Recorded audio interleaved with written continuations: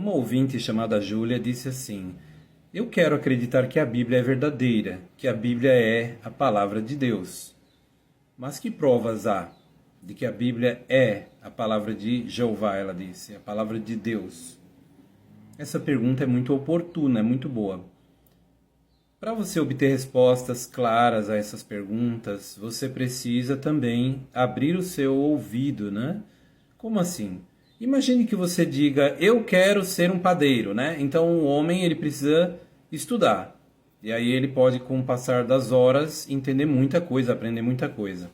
Da mesma forma, você não pode dizer que vai aprender uma profissão em 15 minutos. Ou até mesmo a pessoa fala, eu quero ser uma manicure. Em 10 minutos, não tem como. Mas se ela falar assim, eu vou me dedicar um pouquinho, um pouco hoje, um pouco amanhã, e vai clarear esse assunto para mim ou aquele, aí sim. Até porque em Provérbios 2 fala que se persistir em buscar isso como tesouros escondidos, lá fala, se continuar, olha só os verbos empregados ali. Então, desculpem gente, barulho aqui na região, mas acho que não vai incomodar muito não. Então exige da pessoa ela realmente ter uma motivação correta. Ela precisa fazer as perguntas e buscar, se informar. Até porque a Bíblia diz, a fé segue a coisa ouvida. Você precisa ouvir com atenção, não é verdade? Então você pode encontrar as evidências. O que são as evidências?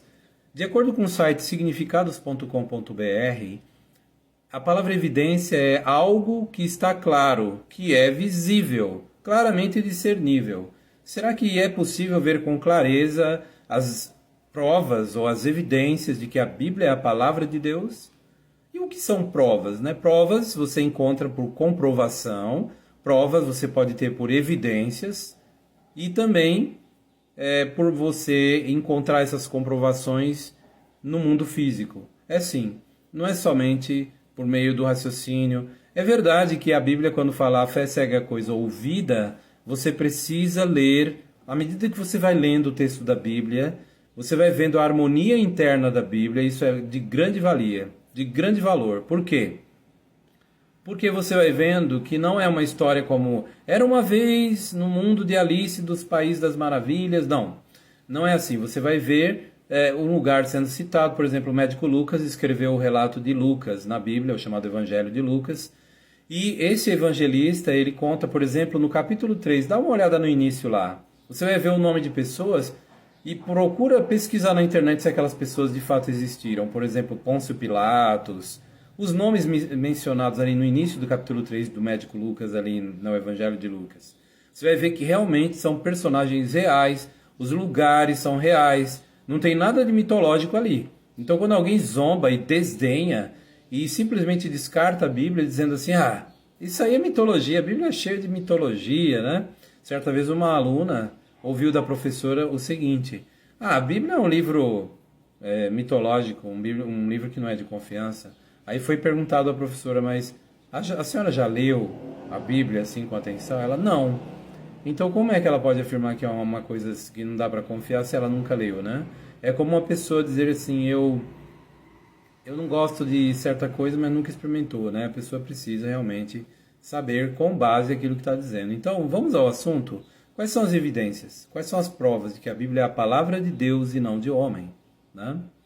Falando sobre comprovações, vamos citar aqui algo que realmente envolve a parte de comprovações, que seria, por exemplo, a arqueologia ajuda um pouco, né? Apesar que é a própria Bíblia que traz um relato tão harmonioso e você sente a candura, a verdade e a firmeza das declarações.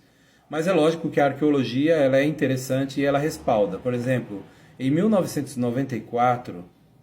93 para 94, né? Teve um arqueólogo israelense chamado Avraham Biram. Em suas pesquisas no norte de Israel, ele desenterrou uma pedra de basalto. Basalto é uma rocha ígnea, não sei se fala ígnea ou ígnea. É uma rocha que ela vem em forma de larva do vulcão, de repente ela endurece e fica pedra de basalto. O basalto é isso, e onde pessoas escreviam no basalto. Então, é assim... Foi descoberta uma pedra de basalto no norte de Israel, onde a frase Casa de Davi, rei de Israel, estava ali registrada. E havia frases e também nomes de pessoas conhecidas do relato da Bíblia, citadas na Bíblia. E isso assustou os minimalistas, né, os arqueólogos minimalistas. Eles só acreditam se tiver o mínimo de prova. Diziam que Davi nunca existiu, Salomão nunca existiu, era mitologia, mas de repente apareceu a pedra de Tel Dan. A estela de Tel Dan vou mostrar aqui para vocês. Aqui você pode ver a estela de Tel Dan, um fragmento que foi encontrado, né, uma inscrição do 9º século a.C., descoberta em Tel Dan, em 1993, por Avraham Biram. O que é realmente forte nessa estela, ela cita o nome de pessoas que viviam no templo lá de Davi, na época dos reinados dos reis lá de Israel, Jeorão, rei de Israel, né? Então, tudo isso foi fechando, sabe, com a Bíblia e mostrando que ela é um documento também. Então, hoje a Bíblia não é tido mais como mitologia, pelo menos grande parte dela, pelos historiadores, eles consultam a Bíblia para obter informações adicionais relevantes como documento histórico. Mesmo assim, alguns ainda resistem. Os arqueólogos minimalistas zombavam da existência de Davi, e aí ficou ruim para eles quando foi descoberta a estela de Tel Dan. Curioso é que, olhando o capítulo 3 de Lucas, o Evangelho, você vê uma lista de pessoas, o nome de pai e filho, desde Adão, no início lá, até chegar em Jesus, diversas gerações, e no meio da lista, dessa genealogia, né, de pai para filho, aparece o nome Davi e depois Salomão também. Então, aqueles que zombavam da historicidade e autenticidade do personagem Davi, aí ficou ruim para eles, amargou a coisa.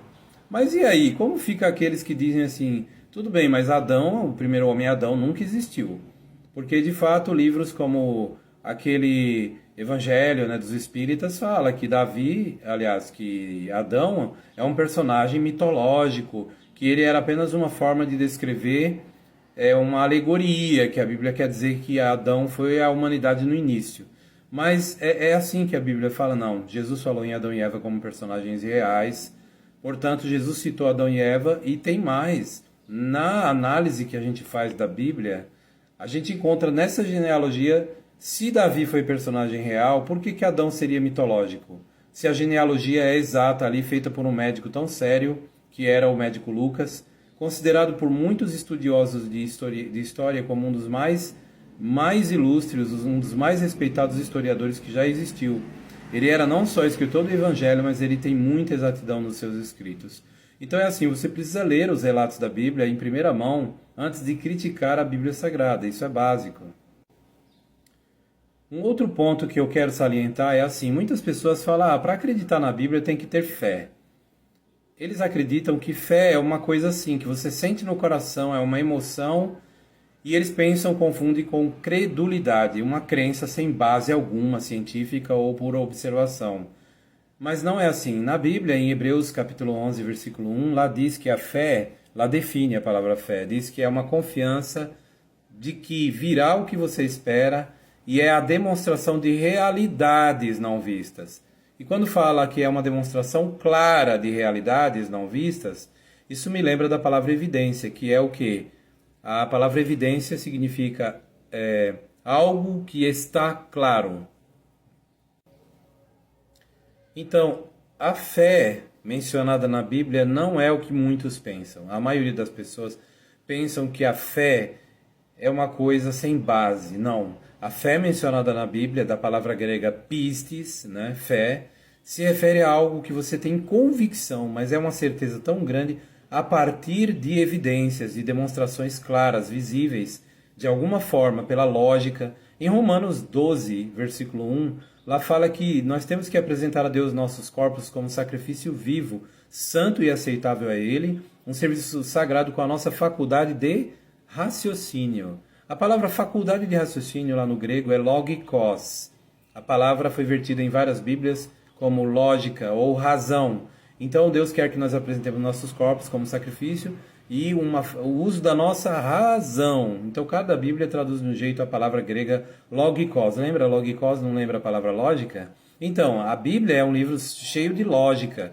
Se você começar a ler, aí você vai começando a perceber a lógica. Então é necessário, em primeiro lugar, ter uma mente aberta e ser humilde para pensar na possibilidade de que ela é de fato a palavra de Deus e não de homem. Eu vou postar mais vídeos como esse, onde nós abordaremos isso de uma maneira muito interessante.